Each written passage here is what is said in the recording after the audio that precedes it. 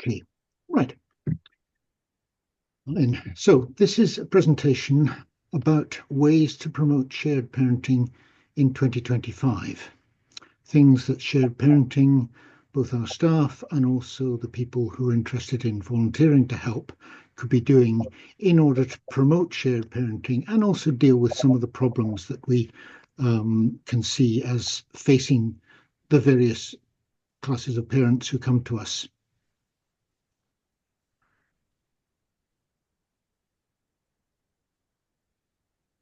Why is that not? Ah, that's better. Right. Just to start off with a little bit of history, Families Need Fathers, the UK organisation, is 50 years old. It was founded in 1974, and there were Scottish members and Scottish activity ever since 1974, but there wasn't a staff or a funded organisation until we started FNF Scotland. John and I worked for it with two part-time staff in 2010. The FNF organisation had obtained funding from the Equality and Human Rights Commission to set up an office in Scotland, and at the same time they also set up work in Liverpool and in Wales. I'm not going to talk much about the what's happened in the early years, apart from just mentioning that, I suppose one of the main struggles we had was to avoid confusion with Fathers for Justice and the sort of radical activity that they had. Time and time again, we had to explain that we were not Fathers for Justice because, unfortunately, they were the only fathers' rights organisation that people had heard about, and they had made some quite spectacular activities. We have managed to establish ourselves and have ourselves taken seriously. We were getting more mothers coming to us. We also felt that a name change would be useful in terms of getting acceptance in the wider sort of children and families voluntary sector. So we changed our name to Shared Parenting Scotland in 2020. And certainly that did make life a little bit easier for us in taking part with various other organisations. We now have 6 staff, which is 2 full-time, 4 part-time, 200,000 annual income. And I think that actually makes us one of the largest shared parenting organisations in Europe. Families Need Fathers now only have really 1 and a bit staff. At one point they had 10, but that was when there was money available. And quite, for instance, the organisation in Denmark that we'll be mentioning later, again, there's no paid staff there. It's all being done by people on their own time. I'm not to say that there are lots of other organisations doing good work on shared parenting in Europe and elsewhere, but it's interesting that we have that sort of status as being the largest. Just a brief note of the sort of activity that we do. Just under 5,000 contacts with people per year, and that's with 788 people calling us during 2024. Lots of website, WhatsApp, no Twitter at the moment because we got thrown off it. But anyway, we are trying the other, whatever it's called, Blue Sky. 511 people attended our meetings. And another number, we've trained 40 lay supporters to date. So there are lots of things that we're doing. Our aims: achieving better outcomes for children and families following parental separation, promoting shared parenting with both parents actively involved in raising children, both parents equal status after separation, if possible, and usually this is going to be by the best interests of the child. This is the statement that we use in all our publicity because we want to make it clear what we're doing. And putting the emphasis on children, I think, is important because it very much is about the interests rather than about the interests of individual parents. 2 main activity areas: the support of parents, the helpline that we run, the WhatsApp groups, the publications and website material. The group meetings, so we have meetings in 4 cities and online every month, and we have a group of family lawyers across Scotland who attend these meetings pro bono and give some very useful advice. So it's a good place for people to get legal help from actual lawyers rather than just from us. And the other big activity is training for parents and other stakeholders with the two main training courses we do, New Ways for Families and Love, Loss and Living. The other side of the work, policy work and lobbying, and obviously that's what we're very much interested in this evening, lobbying Parliament, courts, local authorities, legal aid boards, etc., trying to move away from the adversarial process in the courts and increasing support for early dispute resolution so that a lot of people may not have to go to court. They can solve it through mediation or other processes. Key messages that we put out in our publicity: we want to promote positive communication between parents. We want to help parents to understand their situation, understand what moves are available to them, because often people don't know what they could be doing if there are problems arising, whether it's problems because of contact or even problems during the sharing of parenting. And then trying to help people to manage and reset their expectations, move on from past conflict.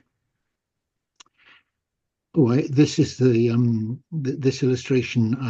I think is a game that's produced within the sort of veterans community, because we are doing work with veterans. But anyway, I just chose it as an example of the sort of complex nature of the things that we're dealing with. I've listed here the statutory stakeholders. Scottish Government itself, both the ministers and the civil servants, and we had a meeting with civil servants this afternoon. The UK Government, because both the Department of Work and Pensions and the Department of the Justice Department have got interests in things, even although a lot of areas are devolved to Scotland, but welfare benefits issues, the ones that aren't devolved, but also, more importantly, child maintenance is still a UK-wide responsibilities. The judiciary are obviously an important statutory stakeholder, both in the Sheriff Courts and in the Court of Session. The Scottish Civil Justice Council, this is the body that makes the rules of court. They have a family law committee, and that is actually quite an important part, because legislation is made and passed in Parliament, but the actual rules that the court works for and a lot of the processes are now decided at the Scottish civil justice level.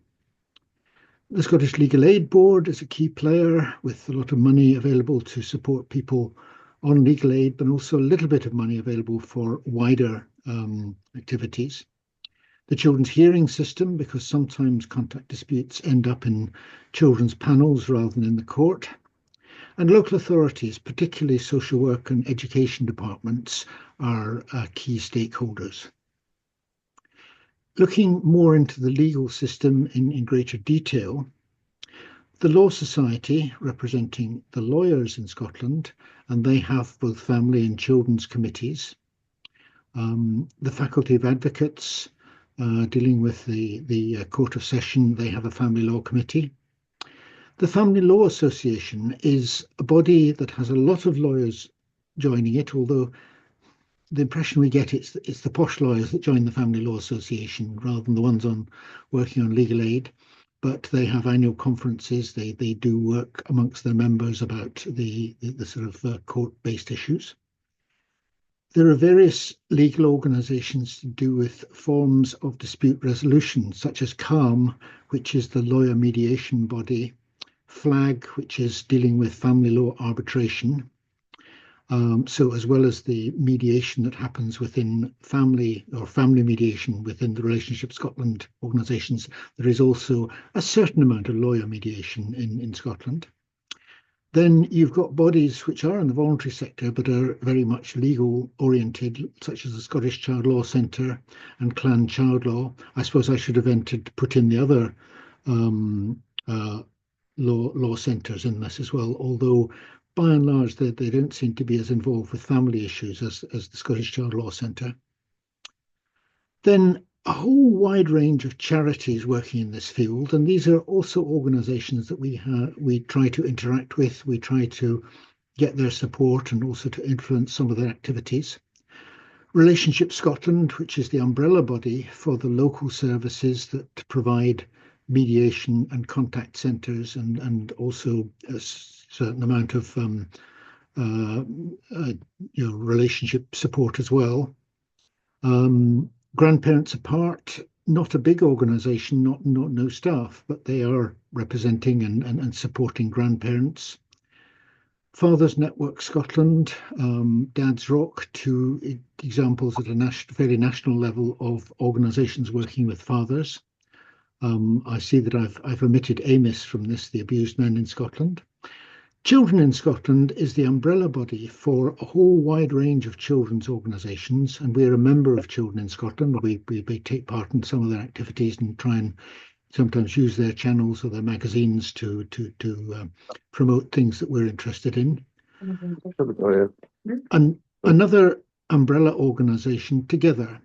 This is to do with they've been campaigning over the last few years for implementation of the UN Convention on the Rights of the Child, and they're now still lobbying on the implementation of UNCRC. We're a member, and we've certainly tried to use that membership as a means of raising issues that we feel are important within the children's rights area. National and local children's organisations, far too many to mention, but particularly the ones that working at a national level we try to have some interaction with. There are also family welfare or family support organisations, such as Circle, who, for instance, do quite a lot of work with prisoners and prison families. And I suppose in that category, there's also things like Families Outside, dealing with the issues to do with keeping prisoners connected with families. And then, of course, you have Women's Aid and a lot of other local domestic abuse services. So a lot of, it's good to list these in a way, because we need to be thinking these are people who are working with children and parents, and they're people that we could be influencing. Moving on to give you just a snapshot of what research has been done. I've listed here some of what I consider to be some of the key papers that have been published over the last 10 years, or more than 10 years. If people could, if you don't mind, if you talk, then it'll get echoed into the sound of our recording. So if people would stay quiet, that'd be useful. Mute yourself if possible. Right, so Malin Bergstrom, who came across to talk to us not long after we set up in Scotland. In Sweden, there are high levels of shared parenting. There's also some really good national information about the health and welfare of children. So when Malin does studies, she can sometimes draw on data for almost the whole of the population. And because you've got quite large proportion of the separated parents in Sweden are actually sharing the care, it means that when you're studying shared care, you've got quite large numbers to work with, and you can really give a strong sort of results. And this 50 moves a year, which is one of the papers she did, was talking about the countering some of the criticism that's made of shared parenting, that means a lot of children moving between households, but the outcomes for children in shared care as opposed to those in sole care have been found by Mellon and other people to be significantly better. William Fabricius has done an awful lot of good work on post-divorce living arrangements. The paper that I'm referencing here was about parent conflict and long-term physical health. Again, he's providing some really hard evidence from quite large-scale studies on the benefits for children of 50-50 care, not just shared care. And that evidence was used in order to justify and support the legal changes in some American states, which have brought in presumptions of shared care. And I know William Frobisher did an awful lot of work, both on the research but also on the lobbying of other organizations to get support for this. Linda Nielsen, she did a paper again comparing joint versus sole physical custody. And this was a meta-analysis where she looked at 60 studies and she found that the benefits for children were independent of income and also independent of conflict levels in a lot of these studies. Christian Sandberg, fairly recent paper, a lot of information about what's happening in Denmark, which is one of the other countries that has quite significant levels of shared care, but also significant levels of other equality between men and women in terms of employment and their role. So, I mean, looking at countries like Sweden and Denmark is very useful in terms of thinking where we could go. And then Edward Crook published a paper this year going beyond the gender paradigm. Edward is, again, we've had him speaking at an event in Scotland, and he is the current president of the International Council of Shared Parenting. And he's done quite a lot of work about the intersection of domestic violence, parental conflict. Because domestic violence is an issue that's often brought up when one's talking about shared parenting. And I think it's important to take it seriously. Excuse me. Right. That's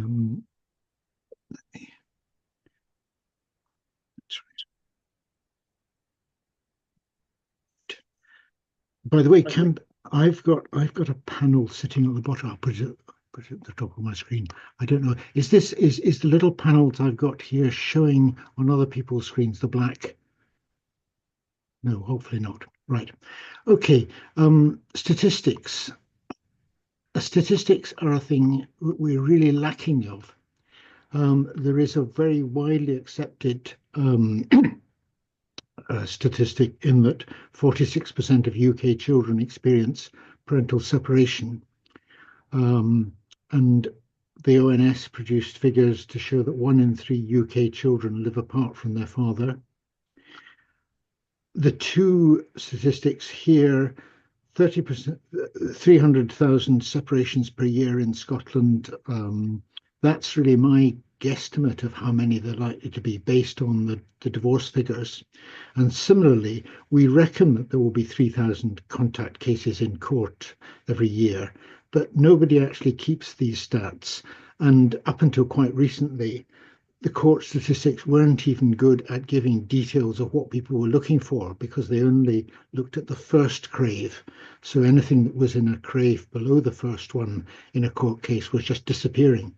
Although that has been changed, there's still a real lack of statistics because, for instance, we try to find out how many parents are representing themselves in family cases in court in Scotland, and the court, even when faced with a freedom of information request, just simply couldn't come up with the information. The little bar chart that I've included here, Gus is growing up in Scotland. It's a panel study which has been carried out, I think it must be over nearly the last 20 years. They've done various studies. The disadvantage of growing up in Scotland is that it's looking almost always taking the information from the main carer of the children rather than looking at both parents. They have done a few studies, including the ones that produced this data, on the activity of both parents. And as you can see from here, in the study that they did, which was of, I think, a few thousand families, they found the pattern both of face-to-face contact and telephone or indirect contact between children and the parent who doesn't live in the household was ranged from 5% of the parents seeing the child every day through to 15% never seeing the child, and 13.5% seeing the child less than once a month. The only thing I think we can draw from this is that there is definitely a real problem with contact with parents in separated families in Scotland. I would love to have more detailed information about it, but that's just not around.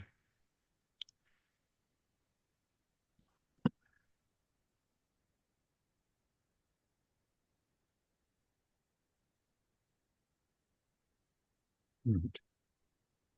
So I'm just trying to move my slide on, and it's not happy.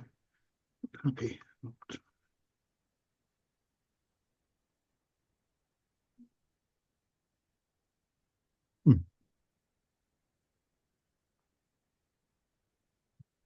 There we go. That's better.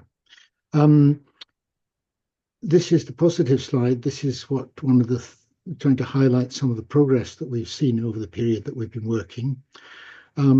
Scottish Government recognition and funding for Shared Parenting Scotland helpline and training.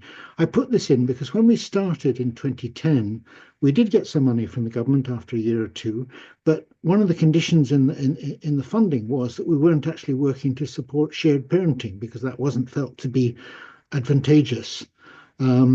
That condition didn't persist, and in recent years they've been more than happy to give us support on the basis that we are promoting shared parenting. So we have moved in terms of the government attitudes over that period of time.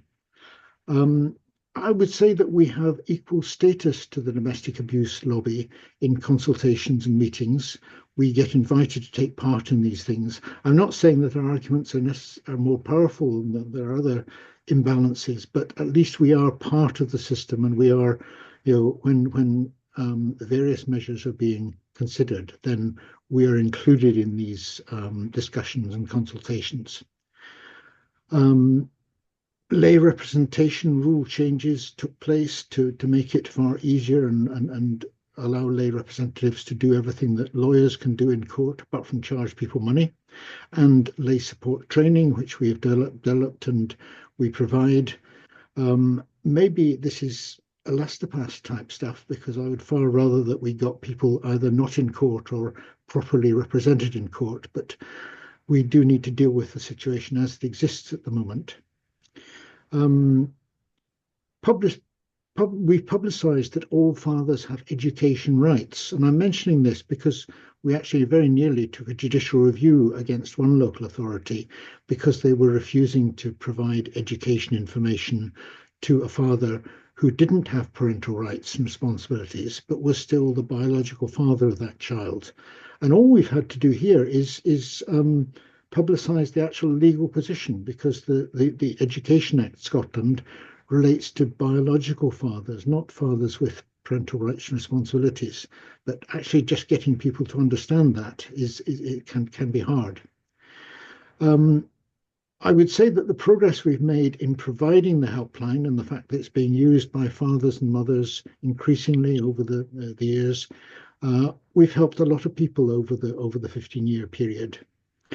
And the almost every summer we've had a student intern working with us, and that has been really valuable because they managed to do a piece of solid work. The most recent student intern, Mari, produced some really useful and more accessible information materials for us, but also produced a report talking about the problems within the Scottish court system, that the information is not accessible, it's not easily understood, and we'll be using her report to lobby on that basis.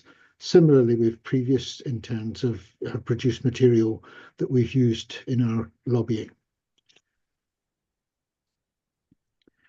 Challenges are many.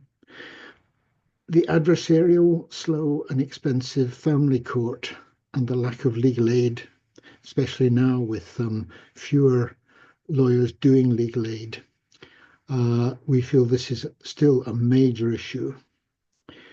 The inadequate enforcement of court orders is an issue, and there has been, we took part in a stakeholder group talking about this quite a few years ago, and there was actually broad agreement across the organisations taking part that things needed to change, but making the change is another thing.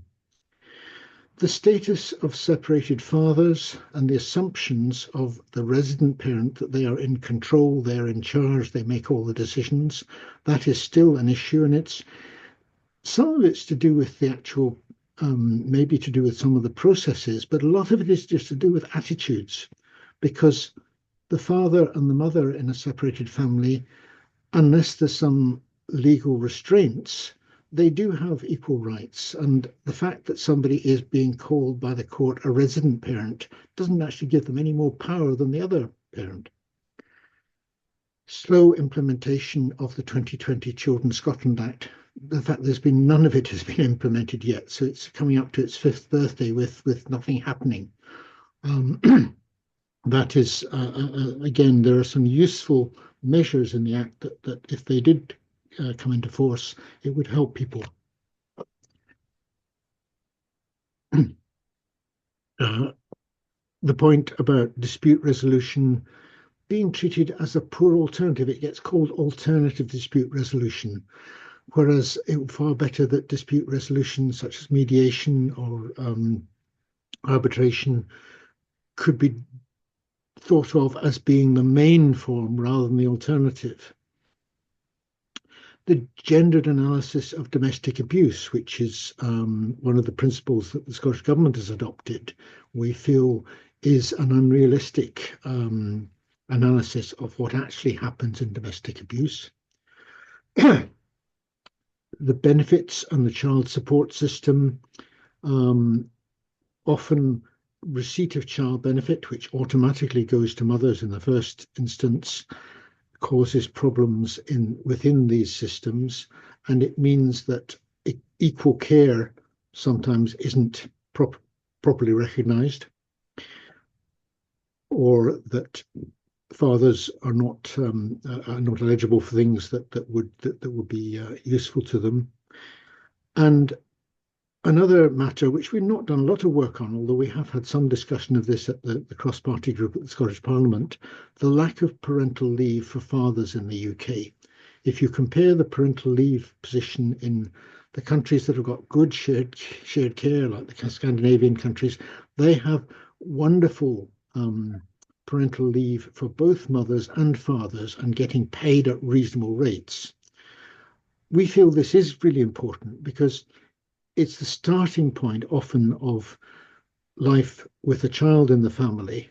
And if the lack of parental leave means that the father is out at work and not involved with the child, and the mother is at home having to deal with sole care, that's not a recipe for tranquil life. And quite often it can be one of the main initial causes of disputes between parents, which end up with family separation. So we would feel that proper parental leave would be a really good change that could be made. But that would have to be at the moment at a UK level decision. To end on a more positive note, I'm just describing some of the things which have happened elsewhere, which we feel are really useful. The Council of Europe made a resolution in 2015. We are still a member of the Council of Europe, even though we've escaped from lots of other European things. And the resolution is really positive towards shared parenting. It stresses the benefits for children of the involvement of both parents in their upbringing. And it's really good that a resolution at this level has been made. CEDAW, which is the Convention on the Elimination of Domestic Abuse Affecting Women, sorry, I can't remember exactly.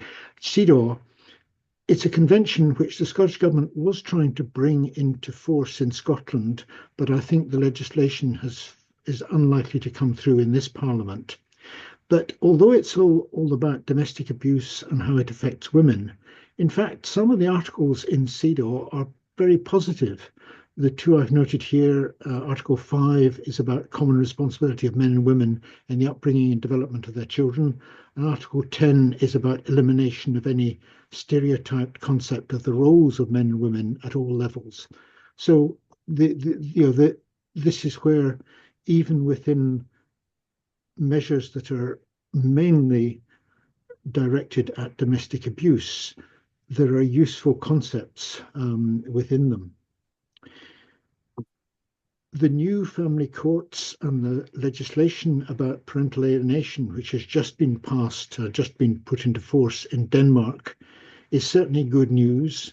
We'll circulate details of a presentation that John and I went to last week from Denmark, from the Shared Parenting Organization, describing how they managed to achieve these things.